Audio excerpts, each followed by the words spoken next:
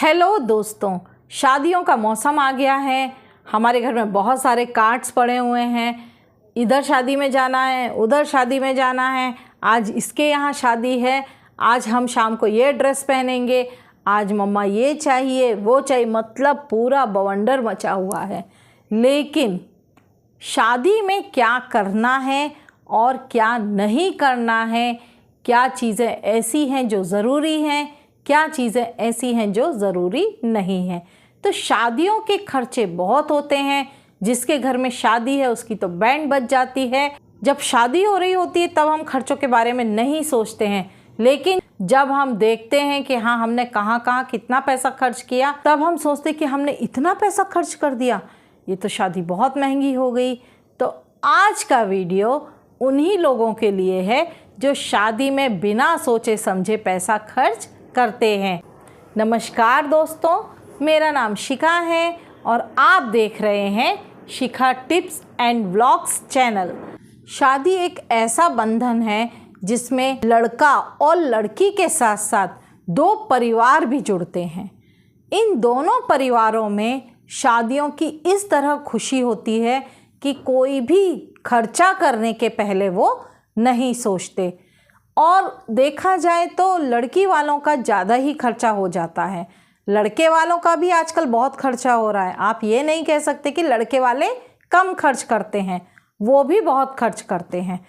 आप देखेंगे कि आजकल इतनी धूमधाम से शादियां हो रही हैं, एक दिन की शादी में 4 दिन लग जा रहे हैं और चारों दिन के फंक्शन इतने हाई फाई होते हैं कि शादी में जाने वाले को सोचना पड़ता है कि वो फंक्शन के लिए कौन सी ड्रेस पहने और मेहंदी के लिए कौन सी ड्रेस चाहिए, हल्दी के लिए कौन सी ड्रेस सही रहेगी और बाद में विदाई के लिए कौन सी ड्रेस, और मेन शादी के दिन के लिए तो बहुत हाई फाई ड्रेस चाहिए। मतलब 4 ड्रेसेस एक शादी के लिए, कम से कम 4 ड्रेसेस जो हैवी हों वो तो चाहिए। तो शादी वाले के साथ साथ जो शादी में जाते हैं उनकी भी बैंड बज जाती है। उनके यहाँ तो बैंड बजा ही रहता है, लेकिन जो जाते हैं उनकी भी कम हालत ख़राब नहीं होती है। तो चलिए आज ये वीडियो शुरू करते हैं हम दूल्हा और दुल्हन की शादी से। तो यहाँ पर हम देखते हैं कि लड़के और लड़की जो भी परिवार हैं वो लोग शादियों में डिसाइड करते हैं कि हम यहाँ रिसेप्शन करेंगे, हम यहाँ पर खाना करेंगे और आप लोगों को इस तरह से व्यवस्था करनी है। इतना ज़्यादा महंगा जो भी होटल है, जो भी बुक करते हैं, तो लड़की वाले के अकेले बस का नहीं होता है कि मैं इतने बड़े होटल में अकेले 500, 800, 1000, 1200, 1500 लोगों का खाना कर दूं या उस होटल से शादी कर दूं। क्यों? क्योंकि वो होटल इतने महंगे हो गए हैं कि हर किसी के बस के बाहर हैं। लेकिन बच्चों की ज़िद है, भाई शादी तो हाई फाई चाहिए, हमारे फ्रेंड्स आएंगे, हमारा जो सर्कल है वो बहुत हाई फाई है, नहीं मम्मी शादी तो वहीं से करनी है। अरे भाई शादी तो वहाँ से करनी है, लेकिन खर्चा कैसे मैनेज होगा? तो उसका सॉल्यूशन निकाल लेते हैं कि आधा खर्चा लड़के वाले देंगे क्योंकि आधे रिलेटिव्स उनके आएंगे, आधा खर्चा लड़की वाले देंगे, मिला के कर लेते हैं और रिसेप्शन कैंसिल कर देते हैं। तो बेटर है, ठीक है, उनका रिसेप्शन में खर्चा होता है, वो लोग आधा खर्चा दे देते हैं। बाद में वहाँ जाकर पता चलता है कि जो होटल बुक किया है वो 20 लाख रुपए 2 दिन का ले रहा है। 20 लाख, हो सकता है इससे ज़्यादा भी हो। तो सुन के ही चक्कर आ जाएंगे, हाँ इतना महंगा। 10 लड़के वाले सोचते हैं ठीक है हम कर देंगे, लड़की वाले 10 कर देंगे। तो 10-10 20 लाख में क्या शादी पूरी हो जाएगी? नहीं, वो 10 लाख तो लगने ही हैं। उनके गेस्ट आ रहे हैं, हमारे गेस्ट आ रहे हैं, और उसके बाद अगर लड़के वालों का लिया जाए तो उनके भी खर्चे होते हैं, कहीं बैंड का खर्चा, और यदि कहीं दूर से बारात आनी है तो उनको गाड़ियां लेकर आएंगी, भाई वो गाड़ी का खर्चा देना, गेस्ट हैं उनका रास्ते का खर्चा लगाना, बच्चे हैं कपड़े खरीदना, ज्वेलरी लेना बहू के लिए। तो लड़के वालों का भी कम खर्चा नहीं है, उसकी भी गाड़ी वो 10 लाख देने के बाद और 10-15 लाख के ऊपर चली जाती है। अब यदि लड़की वाले का देखें तो लड़की वाले का तो आप पूछो ही मत। भाई लड़की है तो उसके लिए कुछ ज्वेलरी भी देंगे, उसका जो शादी का खर्चा है पूरा, मेकअप है, सामान है, वो सारा करना है, फिर उसको दहेज में भी कुछ देना है, और उसके बाद अगर कुछ डिमांड है लड़के वालों की तो वो भी पूरी करनी है। दहेज में जो बेसिक सामान है वो तो देना ही है, अगर कोई स्पेशल डिमांड है तो वो भी पूरी करनी है, तो उनकी भी गाड़ी 15-20 लाख और ऊपर चली जाती है। अब लड़की वाले के जो 10 लाख हैं वो, और 15 से 20 लाख वो जो एक्स्ट्रा के हैं वो, तो मान के चलिए कि 30 लाख की शादी लड़की वालों को पड़ रही है और वहीं 20 से 25 लाख की शादी लड़के वालों को पड़ रही है। तो शादी का ये जो खर्चा है सिर्फ दिखावे के कारण इतना हो जाता है कि वो शादी नहीं बर्बादी हो जाती है। शादी में शादी करें, बर्बादी ना करें।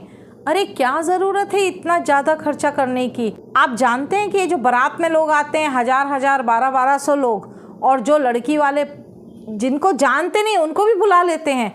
अरे हाँ, उनकी शादी भी मिले थे, वो दूर के हमारे रिश्तेदार हैं, उनको भी इनवाइट कर लेते। खास तो छोड़ो, दूर दूर के रिश्तेदारों को बुला के पूरा भीड़ इकट्ठी कर लेते हैं, और पूरी भीड़ में मुश्किल से जब शादी हो जाती है उसके बाद 10 लोग पूछते होंगे।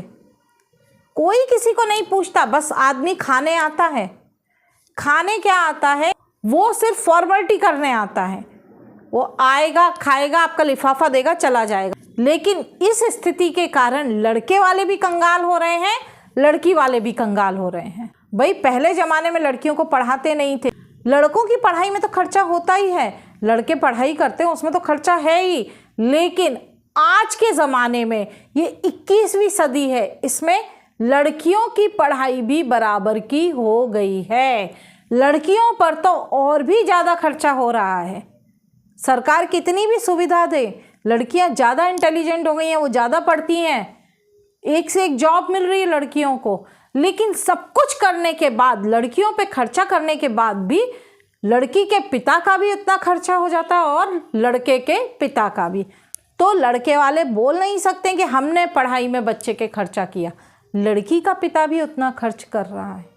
आपने सोचा है कभी कि आप जिन शादियों में जाते हैं जितना मर्जी हो उतना खाते हैं और बाकी थाली में छोड़ के आ जाते हैं। उस एक थाली को खिलाने के लिए चाहे वो लड़के के पिता ने पैसा लगाया हो या लड़की के पिता ने, कहीं ना कहीं से कर्जा लिया है। वो कर्जे को वो और 10 साल चुकाएंगे शादी का। खाने के पहले उसकी कीमत समझिए। थाली में तो भर लिया, खाया जाए या ना खाया जाए, अरे शादी का खाना है छोड़ देंगे। होता है, सबके साथ होता है, सब करते हैं। 90% लोग यही करते हैं। 10% जो कि वाकई में सोचते होंगे कि हाँ ये अन्न है, हमें इसका अपमान नहीं करना चाहिए, पूरी प्लेट खाली करके छोड़ते होंगे। आप लोगों ने देखा होगा शादियों में इतने स्टॉल लगा देते हैं, इतने स्टॉल लगा देते हैं कि खाना तो बर्बाद होना ही है। आदमी एक एक स्पून भी टेस्ट करेगा ना तो भी 10 आइटम तो बच ही जाएंगे। आपको पता हो कि शादियों में पहले नियम होता था, फिक्स खाना होता था कि भाई यही खाना बनेगा, और मिठाई में भी 2 या 3, ज़्यादा से ज़्यादा 4 तरह की मिठाइयाँ होती थी। पुराने ज़माने में जब बिठा करके खाना खिलाया जाता था तो आपको जब खाना परोसा जाता था आप उतनी ही ज़रूरत का लेते थे, आप दोबारा मांग लेंगे, लेकिन बर्बादी नहीं होती थी। अभी ना कोई पूछने वाला है और ना कोई बताने वाला।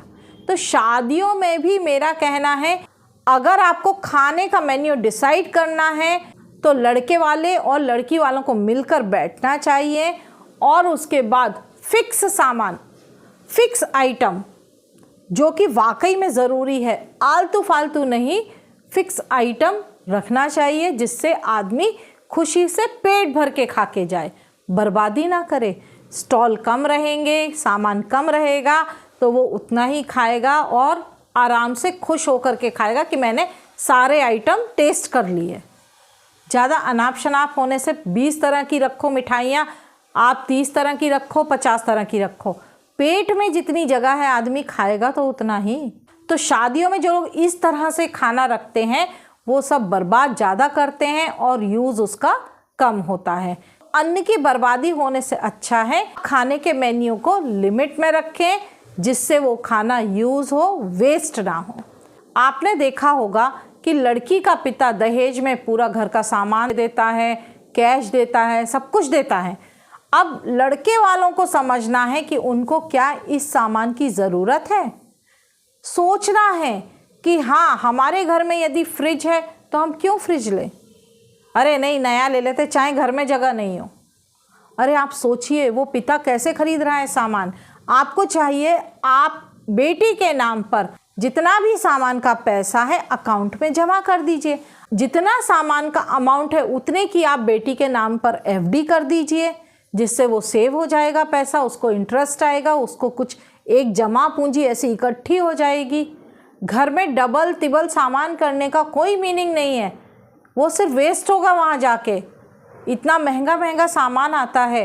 लड़की वाले कैश दे देते हैं, चलो लड़के के खर्चे में यूज़ होगा, लड़के वाले यूज़ करेंगे, हम दहेज दे रहे हैं। मेरा मानना यह है कि लड़के वालों को वो दहेज देने से अच्छा है कि दोनों बच्चों के नाम पर, लड़का और लड़की दोनों बच्चों के नाम पर, या तो आप कुछ प्रॉपर्टी खरीद के दे दें। अगर आप 5 लाख 7 लाख देते हैं, आप उस अमाउंट की एफडी बनवा के दे दें। अगर आप वो एफडी दे देंगे तो आपका पैसा सेव हो जाएगा, बच्चों के भविष्य में वो काम आएगा। हो सकता है कि भविष्य में वो लोग प्लान करें घर खरीदना है या कुछ और प्लान करें गाड़ी खरीदना है, तो उस पैसे को वो अपने हिसाब से यूज़ कर लें। हर समय पैसा दहेज के नाम पर नहीं दिया जाता है। आज जो 21वीं सदी हो गई है, मैं तो कहती हूँ उसमें दहेज लेना भी गलत है और देना भी गलत है। लड़के वालों की गलती है मांगते हैं और लड़की वालों की गलती है कि वो देते हैं। आपस में अंडरस्टैंडिंग रखिए, पैसे को बच्चों के नाम पर सेव कर दीजिए, कल को ज़रूरत हो तो वो उसको यूज़ कर सकें। क्योंकि जब नई गृहस्थी शुरू होती है तो बच्चों को बहुत चीज़ों की ज़रूरत पड़ती है, बहुत चीज़ें वो लोग सीखते हैं।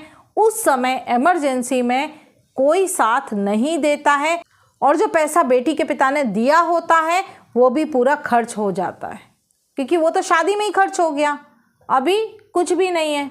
लड़के का पिता बोल देगा नहीं वो तो शादी में खर्च हो गया, हमारे पास कुछ भी नहीं है। फिर लड़की को कितना दुख होगा। मेरे पिता ने एक एक रुपये जोड़ जोड़ कर, जब से लड़की पैदा होती है तब से पिता एक एक रुपया जोड़ना शुरू कर देता है उसकी शादी के लिए।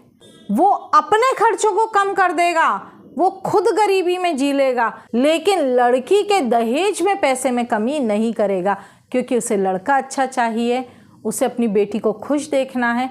तो सोचिए वो पिता जो जब से बेटी पैदा हुई है तब से थोड़ी थोड़ी थोड़ी पूंजी जोड़ रहा है, उस पूंजी को जो सालों से पिता जोड़ रहा था, लड़के वालों ने 2 दिन में खर्च कर दिया। अब जो भी किया उन्होंने, पता नहीं सेविंग किया, लेकिन वो बताएंगे नहीं कि हमने सेविंग की। मैं यहाँ ना लड़की वालों के साथ हूँ ना मैं लड़के वालों के साथ हूँ, क्योंकि मेरी भी एक बेटी है और एक बेटा है। सिर्फ मैं यही कहना चाहती हूँ कि पैसों का दुरुपयोग ना करें, पैसों का सदुपयोग करें। आज ये पैसा है तो आप खुश हैं, कल जब ये पैसा नहीं रहेगा तब आपको समझ में आएगा कि पैसे की क्या वैल्यू है। आप मार्केट में जाएंगे ना, आप 2 रुपए की चीज़ भी नहीं खरीद सकते बिना पैसे के। पैसा है तो वो दुकान वाला खड़ा होने देगा, वरना वो भगा देगा। क्यों खड़े हो यहाँ, कुछ चाहिए तो बोलो वरना जाओ। आप बोलोगे पैसा नहीं है तो बोले तो मैं क्या करूँ। आप चाहे लड़की के पिता हो या लड़के के पिता हो, आंख बंद करके खर्चा मत करिए। शादियों को एक संस्कार रहने दीजिए, दिखावे के कारण कर्जे में मत डूबिए। बहुत से लोगों ने शादियों पर लोन ले रखा है। यही सारी चीज़ें, मैं भी एक बेटी हूँ, मैंने भी ये सारी चीज़ें देखी हैं, समझी हैं, उसके बाद ही मैंने ये वीडियो बनाया है। मैं समझ सकती हूँ एक पिता का दर्द क्या होता है, और मैं ये भी समझ सकती हूँ कि एक बेटे के पिता का दर्द क्या होता है। तो पैसों की ज़रूरत सबको ही होती है, खर्चे सबके ही होते हैं। आप सोच समझ के खर्च करेंगे तो यही पैसा आपको भविष्य में काम आएगा। दोस्तों, ये छोटा सा वीडियो था जो कि आजकल के शादी के माहौल को देखते हुए मुझे लगा कि बनाना चाहिए। अगर आपको वीडियो पसंद आया हो तो प्लीज़ लाइक कीजिए और एक छोटा सा कमेंट ज़रूर लिखिए। अपने दोस्तों को शेयर भी कीजिए, जिससे उनको भी पता चले कि पैसों की क्या वैल्यू है। और प्लीज़ मेरे चैनल को सब्सक्राइब कीजिए, बेल आइकन का बटन दबाना मत भूलिए, जिससे मेरे नए नए वीडियोज़ के नोटिफिकेशंस आपको मिलते रहेंगे। धन्यवाद।